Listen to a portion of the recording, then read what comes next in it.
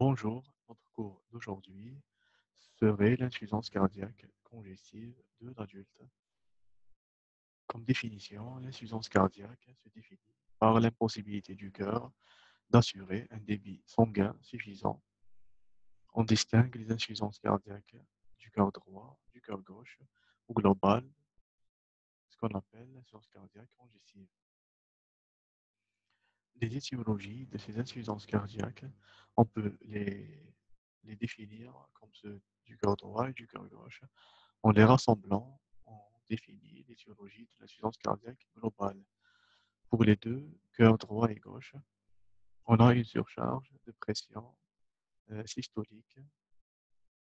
Pour les deux, pour le cœur gauche, ça serait le rétrécissement aortique, l'hypertension artérielle, la coarctation de l'aorte, l'hémocardiopathie obstructive et la surcharge volumique diastolique liée à l'insuffisance aortique et à l'insuffisance mitrale.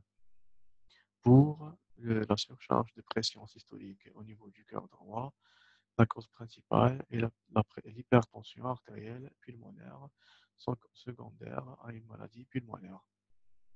Le cas de l'embolie pulmonaire, c'est le cœur pulmonaire aigu, ou du cœur pulmonaire chronique, c'est la maladie thromboembolique chronique, la maladie asthmatique, la BPCO et la fibrose pulmonaire, ou d'autres occasionnant l'hypertension artérielle primitive et l'hypertension artérielle pulmonaire secondaire à une cardiopathie, surtout le retentissement du rétrécissement mitral. Le RN provoque un retentissement sur le cœur droit qui provoque une insuffisance cardiaque droite, puis gauche, puis globale. Le rétrécissement pulmonaire qui est aussi une surcharge de pression systolique plus rarement. Au niveau du cœur droit, on peut avoir une surcharge volumique diastolique liée à l'insuffisance tricuspidienne ou pulmonaire beaucoup plus rare, liée aux cardiopathie avec shunt gauche-droit, c'est surtout les maladies congénitales, communication interauriculaire et communication interventriculaire.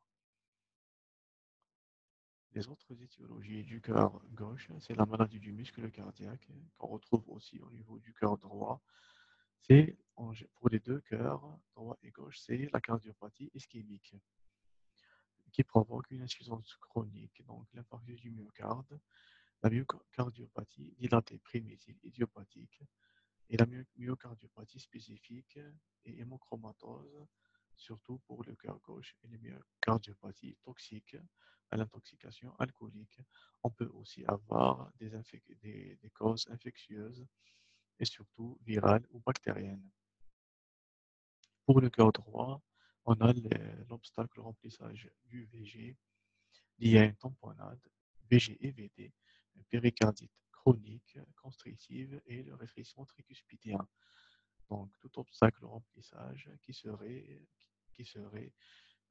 avec un retentissement pour les deux cœurs, droite et gauche, en général. Et l'insuffisance cardiaque à gros débit élevé, comme les anémies et la maladie de Paget, une hyperossification au niveau de l'os, avec hyperminéralisation, et les fistules artério-veineuses, hyperthyroïdie et la vitaminose B1, comme pathologie d'insuffisance cardiaque gauche et aussi des insuffisances cardiaques à débit élevé, c'est les mêmes pour le cœur droit. La physiopathologie se résume par une altération primitive ou secondaire des performances du cœur gauche, et ce qui entraîne en amont l'élévation des pressions télédiastoliques, une limitation du remplissage ventriculaire gauche, une élévation des pressions capillaires pulmonaires, une dyspnée d'effort puis de repos avec œdème pulmonaire. En aval, on a la diminution du débit cardiaque et l'inadaptation à l'effort des perfusions périphériques, l'insuffisance rénale, l'hypotension et les signes de choc et de défaillance polyviscérale. Les mécanismes adaptatifs, ils corrigent les anomalies initiales et à long terme seront délétères et aggravent l'insuffisance cardiaque. Donc, on aura la dilatation progressive du VG avec épuisement des réserves contractiles, l'hypertrophie du ventricule gauche, les anomalies du remplissage et ischémie myocardique, sympathique avec inotropisme et tachycardie, vasoconstriction périphérique avec augmentation de la post-charge et du travail cardiaque, induction d'arythmie, la stimulation du système rénine, aldostérone avec retention hétérosodée et élévation de la précharge, la post-charge. L'altération des performances du cœur droit entraîne, quant à elle, une baisse du débit pulmonaire avec inadaptation ventriculaire droite au retour veineux, avec élévation des pressions ventriculaires droite, élévation des pressions au niveau de l'oreillette droite, une stase hépatique et foie cardiaque, une stase rénale et sécrétion hydrosodée, la stase veineuse périphérique avec œdème et épanchement. Donc, c'est une précharge, l'inotropisme et la post-charge qui serait la réponse du cœur à toute insuffisance cardiaque jusqu'à épuisement.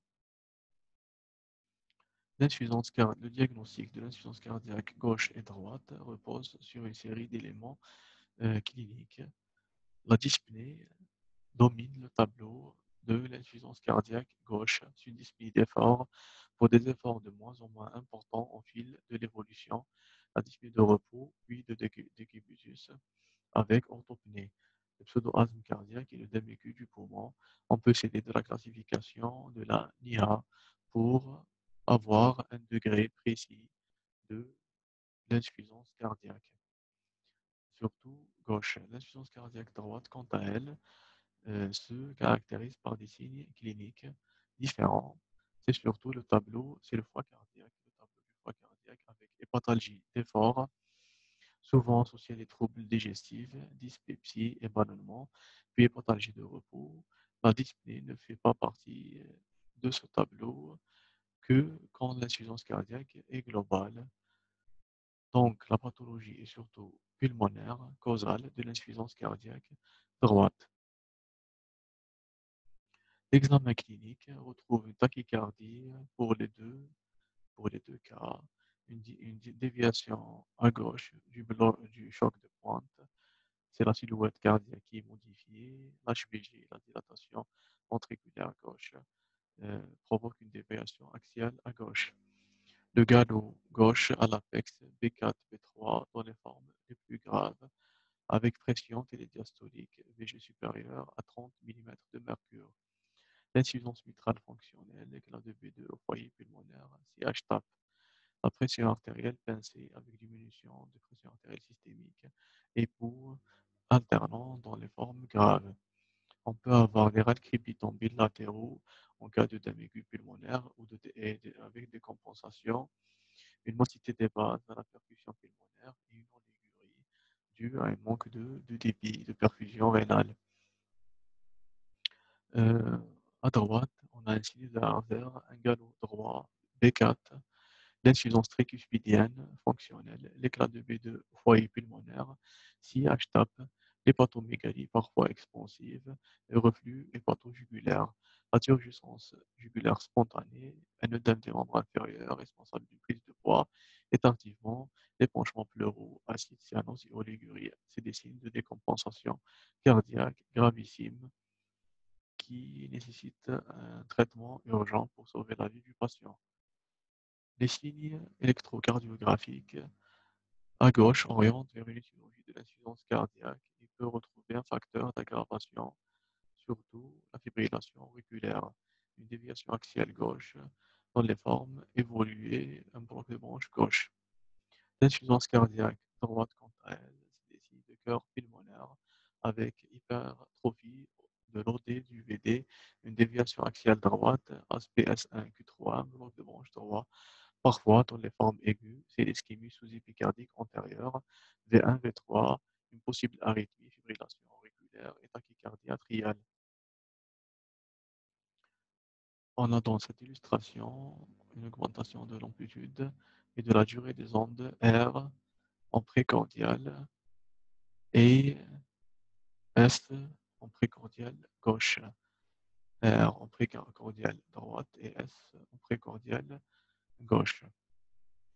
Dans l'insuffisance ventriculaire gauche, c'est l'indice de Sokolow qui serait positif, c'est S en V1 plus R en V5 qui seront supérieurs à 45 mm. Elles doivent être inférieures à 35 après 45 ans. Donc, c'est l'addition du S en V1 et R en V5 ou V6 qui doit être inférieur à 35 mm après 45 ans ou à 45 mm dans l'âge jeune. La radiographie du thorax montre une insuffisance une augmentation de l'index cardio-thoracique avec redistribution vasculaire vers les sommets. Un œdème interstitiel avec des opacités réticulaires, ligne de Kerley, puis œdème alvéolaire, opacité floconneuses, ilifuge en aile de papillon, dans les formes graves avec OAP. L'insuffisance cardiaque droite, avec, on doit rechercher une étiologie pulmonaire, à l'insuffisance cardiaque, une pneumopathie, emphysème et infarctus pulmonaire, et d'éventuels signes d'insuffisance ventriculaire gauche associée à une dilatation de l'artère pulmonaire, une cardiomégalie avec relèvement de la pointe du cœur témoignant de l'hypertrophie ventriculaire droite. Dans ces images de radiographie thoracique de malades avec une insuffisance cardiaque plus ou moins avec des compensations, on remarque une silhouette cardiaque élargie avec une surcharge hilaire avec les lignes de Kerley qui dessinent les lobes, surtout en cas de OAP ou de décompensation cardiaque.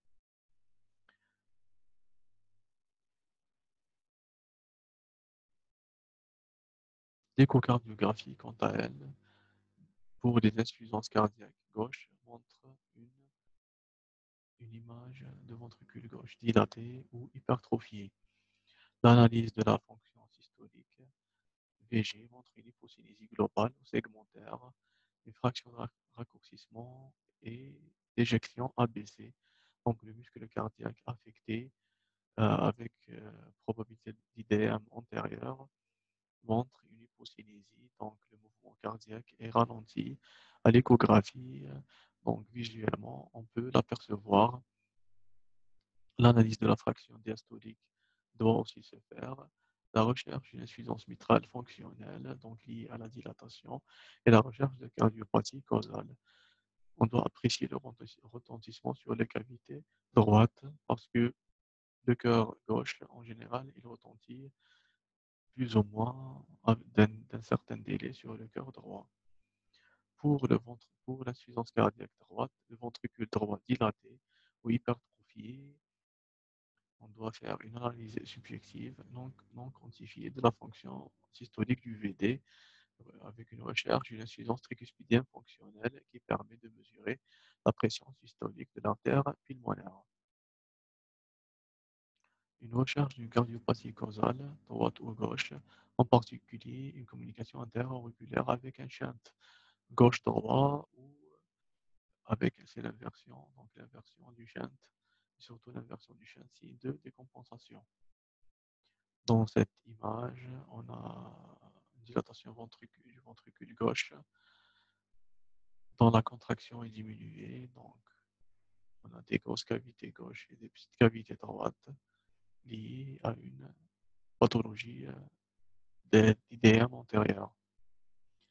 Le diagnostic s'applique à définir l'étiologie de l'insuffisance cardiaque et recherche un facteur déclenchant en cas d'évolutivité aiguë, un écart alimentaire, une erreur thérapeutique, une infection ou pathologie extracardiaque intercurrente, pulmonaire et urinaire, un trouble du rythme paroxystique, embolie pulmonaire ou anémie. L'évolution et pronostic de l'insuffisance cardiaque congestive, c'est la dyspnée qui détermine cette évolution qui est surtout clinique. Donc, c'est la dyspnée de classe 3 et 4 avec une moyenne de survie à 5 ans. Donc, l'apparition d'une dyspnée importante diminue nettement la survie.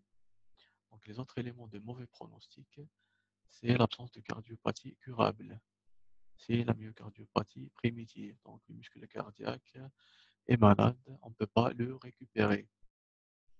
La classe de l'ANIHA de dyspnée, une fraction d'éjection diminuée et l'index cardiaque aussi diminué avec des pressions télédiastoliques du VG supérieur à 20 mm de mercure. Une concentration plasmatique en adrénaline élevée qui signe la souffrance cardiaque. Le traitement est basé sur la diminution de la précharge avec une restriction hydrosodée. Les diurétiques de l'ANS sont utilisés en première intention. C'est le cas du Lasix à 20 mg utilisé de 3 à 6 fois en injectable. Les vasodilatateurs veineux, la trinitrine en intraveineux continu, la dopamine à dose diurétique. Le traitement de fond, c'est les diurétiques épargneurs potassiques en association au thiazidique, l'aldactone à 50 mg et dérivinitré en patch ou en péros.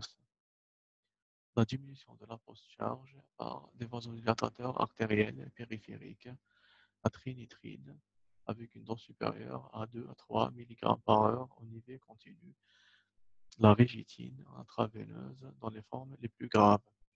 Le traitement de fond est basé sur les inhibiteurs de l'enzyme de conversion comme le Lopril, le Renitec, le Coversil, le Triatec et l'Acuitel. Les inotropes positifs sont aussi utilisés. La dobutamine, le Dobutrex entre 5 à 15 microgrammes par kilogramme par minute en intraveineux continu. Les digitaliques comme la digoxine, l'adrénaline, la contrepulsion aortique, voire assistance circulatoire dans des formes réfractaires. Donc, c'est des techniques invasives. La prévention de la thrombose par héparine, antiagrégant plaquettaire et l'aspirine, l'antivitamine K, CFA ou œdème. Là, des exemples d'assistance circulatoire invasive comme le ballon de contre-pulsion qui se gonfle en diastole pour aider la perfusion coronaire et se dégonfle en systole pour permettre le travail du cœur.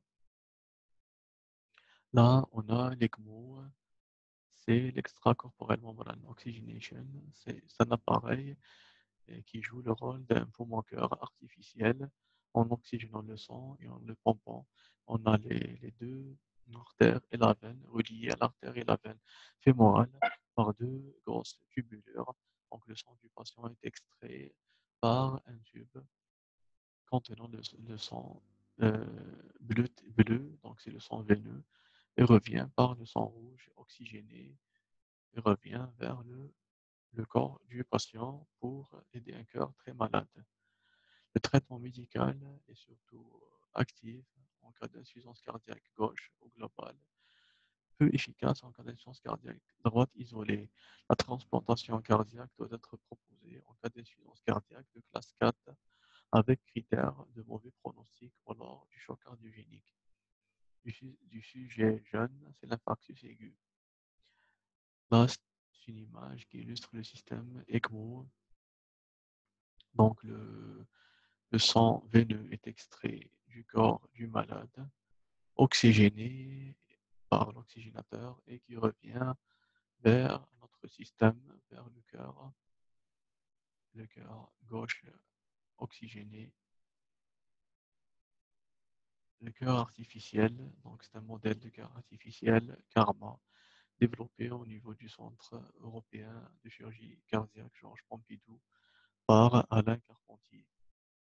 La transplantation cardiaque reste la solution qui est une solution de choix, mais difficile d'accès pour les malades atteints d'insuffisance cardiaque globale, réfractaires au traitement médical et avec des compensations cardiaques globales. Je vous remercie.